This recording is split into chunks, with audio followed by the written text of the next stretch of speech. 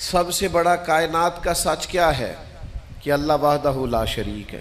یہ کائنات کی سب سے بڑی صداقت ہے، سب سے بڑی حقیقت ہے، سب سے بڑا کائنات کا یہ ضابطہ ہے کہ اس مخلوق کا خالق، مالک، رازق اللہ ہے۔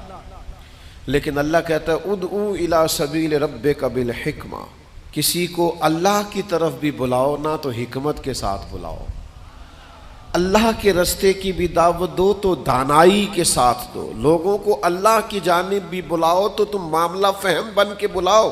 اگر ہم دانائی چھوڑ دیں گے تو بعض اوقات بات ٹھیک بھی ہوگی تو وہ نتیجہ خیز ثابت نہیں ہوگی۔ وہ کسی نے کہا تھا بات اگرچہ بے سلیقہ ہو کلیم، پر بات کرنے کو سلیقہ چاہیے۔ آپ سلیقے سے بات کریں، معاملہ پھر دیکھیں نا، نبی پاک صلی اللہ علیہ وسلم نے فرمایا اپنی اولاد کی بھی عزت کرو۔ حضور کے مناسب میں سے ہے دانائی سکھانا، اپنی اولاد کو بھی اکرام سے پکارو، آپ ان کا نام بھی اچھے لہجے سے پکاریں، ان کے لیے بھی آپ کے لب و لہجے میں مٹھاس ہونی چاہیے۔ لیکن ہمارے ہاں یہ ہوتا ہے کہ بہت ساری جلد بازی، بہت ساری طبیعت کا الجھاؤ، بے چینی، بے قراری، ہر چیز کو سختی سے ٹھیک کرنے کی کوشش کرنا۔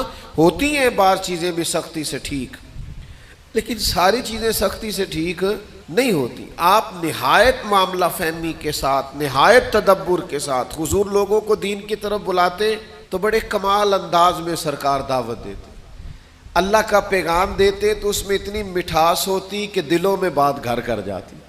کچھ لوگ کہتے ہیں جی، وہ ان کا اپنا فلسفہ ہے، کہتے ہیں جی میں چونکہ سچا ہوں اس لیے کڑوا ہوں، میں چونکہ سچ بولتا ہوں تو سچ کڑوا ہوتا ہے تو لہذا اس لیے میں لوگوں کو اچھا نہیں لگتا۔ تو میں ان سے کہا کرتا ہوں بھائی سچ نہیں کڑوا، آپ کا لہجہ کڑوا ہے۔